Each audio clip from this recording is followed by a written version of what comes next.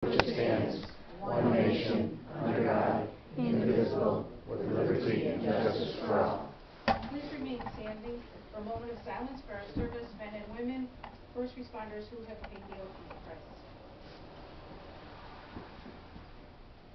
Thank you. The first thing I want to do tonight is call up Kyle Donahue.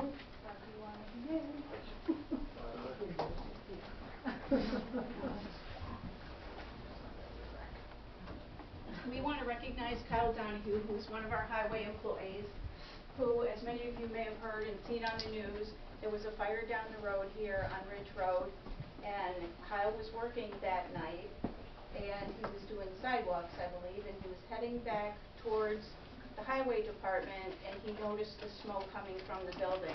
Got up and started banging on the doors, to wake up the people. So we just want to let you know we appreciate what you did. I'm sure the family does, and we're very proud that you went the extra mile to help that family. So thank you very much.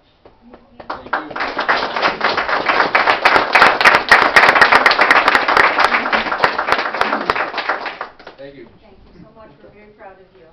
Thank you. Can we get a picture of right here? I don't know if it's him. Thank you.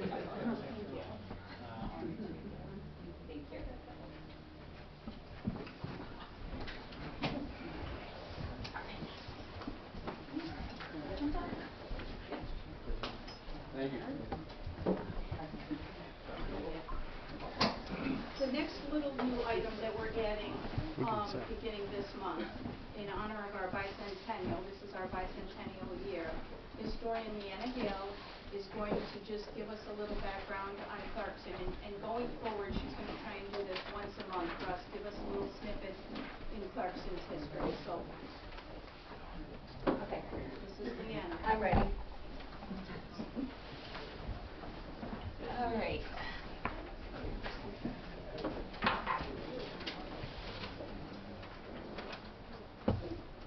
For all you probably all know, but the Ridge Road was the southern boundary of the glacial Lake Iroquois, and it receded back to the present boundary, which became Lake Ontario. And the Senecas used the Ridge Road to travel to their hunting grounds, and lots of times beyond there is called the Black North, and there were lots of game. But none of the American Indians lived here. They just kind of came through.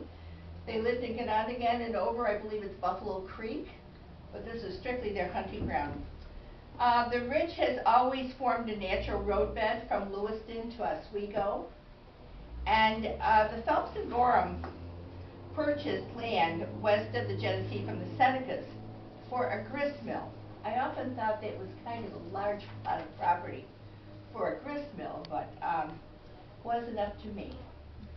Then the property was owned by Robert Morris, and you may recognize that name. He was the founding father, and he was also a signer of the Declaration of Independence. In 1793, the triangle-shaped tract was purchased by Messrs. Leroy, Bayard, and Everett of New York City. And of course, Leroy sounds familiar because that's what the town is named after him. General Matthew Clarkson became an associate and obtained 100 acres, which he gave to help form the town, which was later named after him. The location of that 100 acres, I don't know. It's one of those mysteries that we run into, Matthew Clarkson was a great-great-grandson of another Matthew Clarkson. The first Matthew Clarkson came to New York in 1690 as Secretary of the Province. And of course, Matthew, became part of the Revolution, so he turned on his elder family. He was a general in the Revolution under Benedict Arnold. He was present at the Battle of Saratoga, at the surrender of Savannah, and at the surrender of Cornwallis. He later served as Assistant Secretary of War, State Assemblyman, Regent of the University of New York, U.S. Marshal, State Senator, president of the New York City Hospital and the Bank of New York. So obviously, he was well worthy of having a town named after him. He did a lot of things.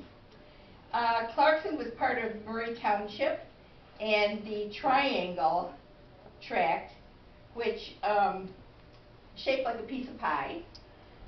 The point was in Leroy, and the crust was on the shore of the lake.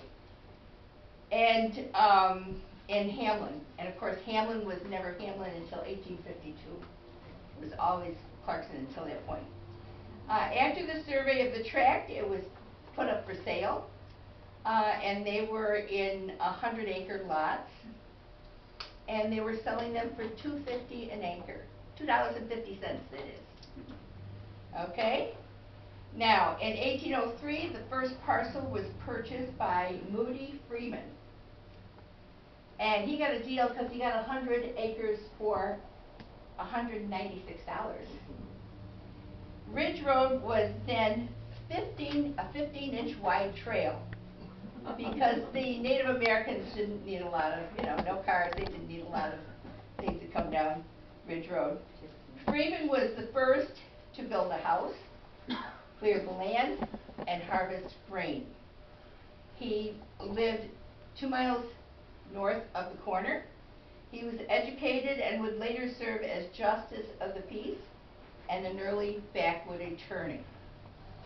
He was known as a God-fearing man and was instrumental in forming the first Christian church in Clarkson. The next two people to purchase land was in 1804. James Sayer purchased the land the north side of the ridge by the corner here, and Elijah Blodgett purchased land which is on the east side of Lake Road between here and East Avenue. The brick house that was built by his son John is still standing. It's painted white right now.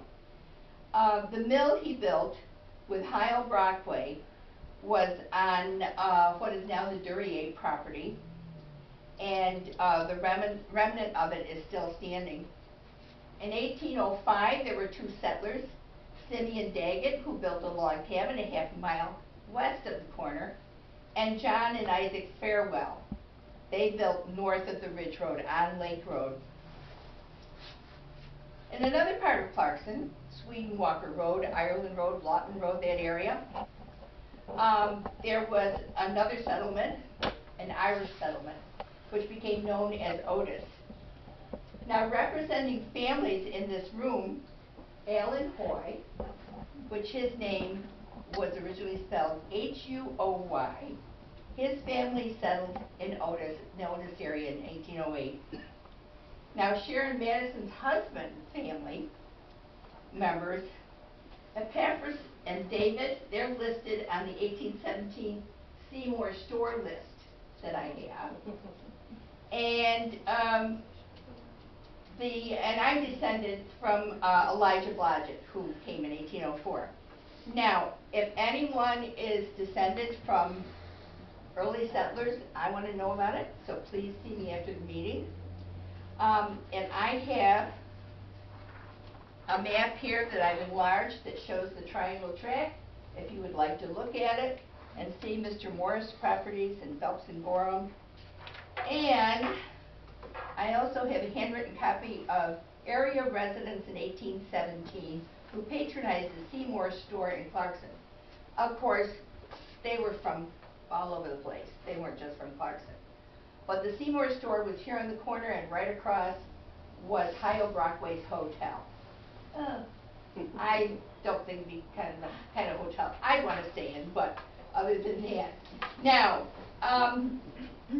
I'm looking for, if anybody knows the answer to this, you can tell me at any time.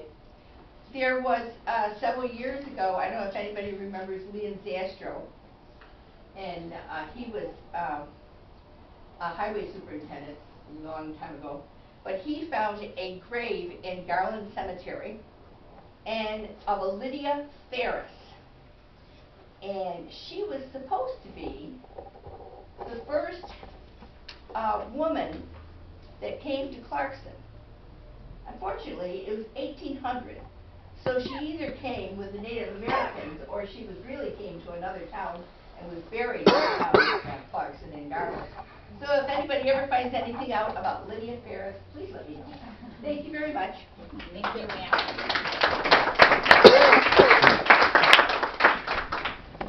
It's always nice to hear something about our town that we didn't know. I'd also like to introduce, we've talked about our new building inspector in the past. This is Kevin Moore, who has assumed the position, and thanks, Kevin. So I think we're ready to do open forum. Just a reminder to people who haven't been here, please raise your hand. We'll ask you to come up to the podium, speak to the board. And first, I think, because most of you are here for the assessment issues, we've asked Liz, Liz Spencer, our assessor, to come and speak to you. I've witnessed the past couple of days people coming in here very upset, and then she speaks with them, and they leave here with full understanding, and I can't say they're happy, but they understand it, and they're not angry. So I would like Liz to just kind of give a speech so everybody can understand the process a little bit better. I know everybody received their notices. I mailed them out Friday, Saturday, and a few stragglers went out Monday, a few commercial ones. And everyone knew that this reassessment was coming. I had seminars, so forth. We're going to start from the beginning. The reason for the reassessment is because my equalization rate had dropped. And it had dropped down to in the 80s. So if I hadn't done a reassessment this year, or this town hadn't done a reassessment, it would have dropped even further. So the equalization rate works this way. If you have sales in your town, and your sales are up here, and your assessments are down here, you're nowhere being equalized. To get to a fair and equitable assessment roll, you need to get everybody to 100%. So everybody's paying their fair share. Well, the town board realized, and when they approached me for this position about three and a half years ago when I came here, that the town did need a reassessment. And there was a gap in period of time that one wasn't done, and there was some changes downstairs in the assessment office, so they knew one needed to come, and that was something we had talked about when I was being hired. I was supposed to do it last year, and I postponed it for 1 year to get the inventory in this town right. Meaning, I went out with my state rep to every single property, did pictures, made sure everybody's inventory was correct, sent data mailers to all of you, all of my commercial, to send back to me about the interiors of your home because I couldn't see them. If you sent them back, it helped me. If you didn't send them back, I didn't know the interiors. So that took a whole year's process. Pictures, updating inventory, getting the values right, putting your homes into the right neighborhoods based on your sales. The sales in Clarkson are the highest out of any other town in Monroe County. There was a newspaper article in the DNC 3 weeks ago that Clarkson was #1. So on top of me doing this reassessment, the sales were real high. So many people did receive a huge assessment increase. My job was to put you where you could sell your home at market value.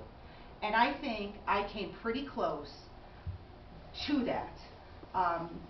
By no means was I perfect in getting everyone exactly right because I don't know the inside of your homes, but based on sales in the area, for the time I spent, I think I was pretty close to a lot of you.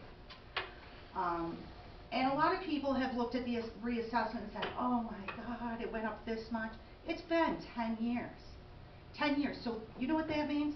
The past 10 years, nobody was paying where they really were supposed to be assessed at. Okay? So I do apologize that it is such a shock to many people.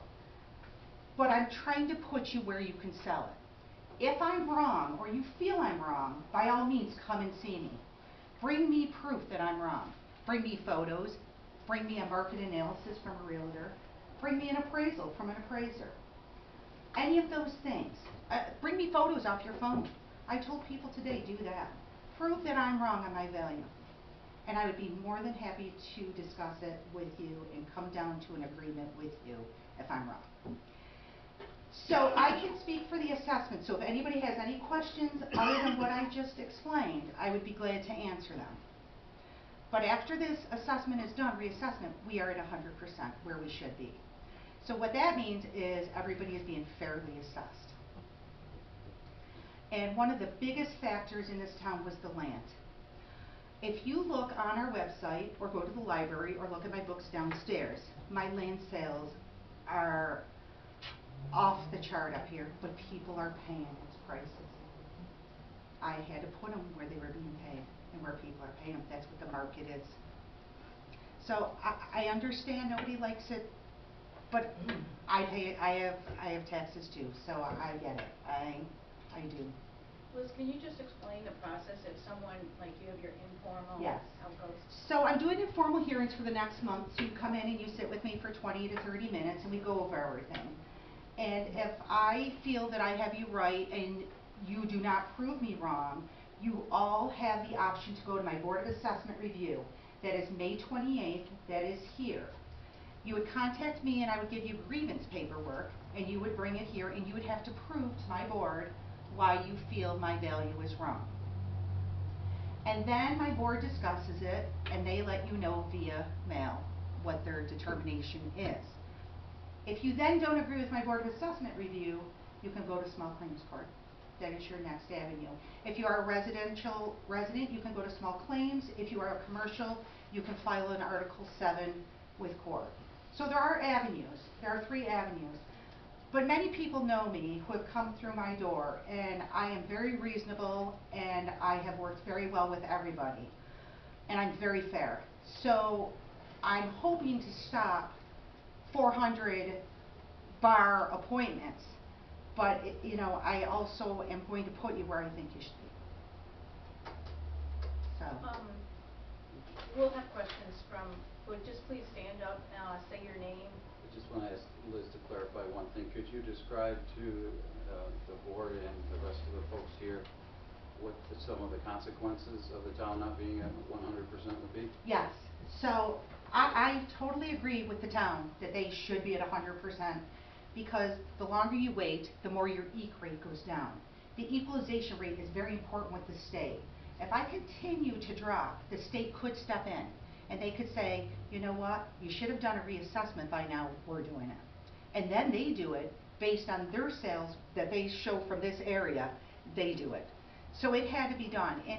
And my thing of wanting one is, if you're a new home, you're getting put at 100% right away, okay? And you're an older home and you haven't been reassessed, the person with the new home is paying their fair share, but the person who hasn't been reassessed in 10 years is not paying their fair share. So it's very important to get it 100% so everybody is paying their fair share and we have an equitable role. That's very important. Also, would you explain how the tax, the actual tax burden would change for that particular individual? I can do that. So I don't have anything to do with any of the tax rates, meaning the schools, the county, or the towns. But when you become 100%, they usually look at that, and it's up to them. And if your levy stays the same, usually the rates can drop as long as the levies stay the same. I have no control over the rates, though. But Right. in answer to your question.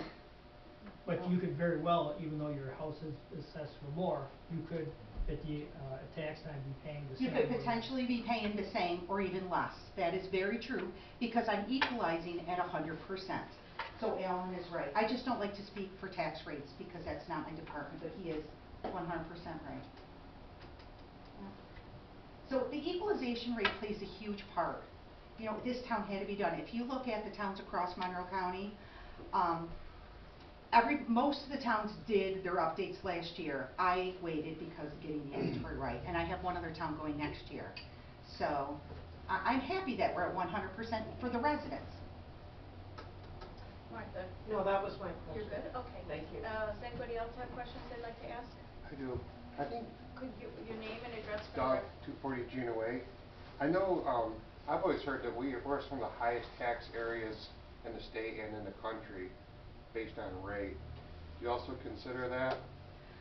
I can't speak for rate. Well then, can somebody here speak to that?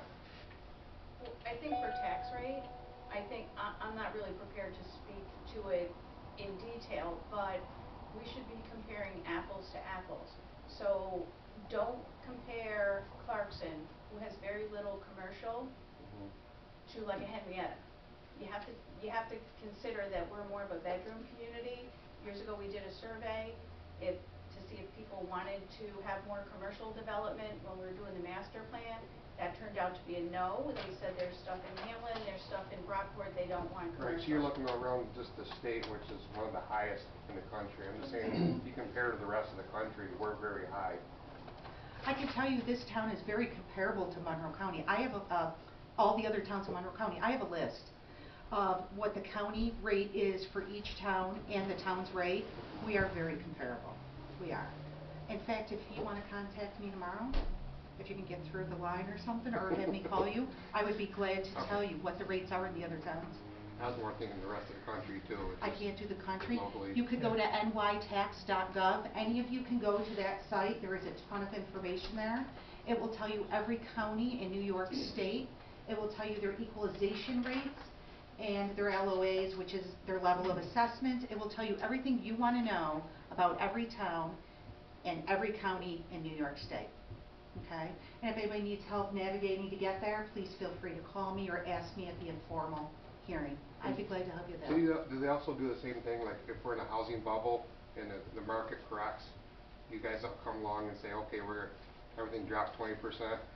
I talked to Chris about this today, okay? Did that And I happen? said to her,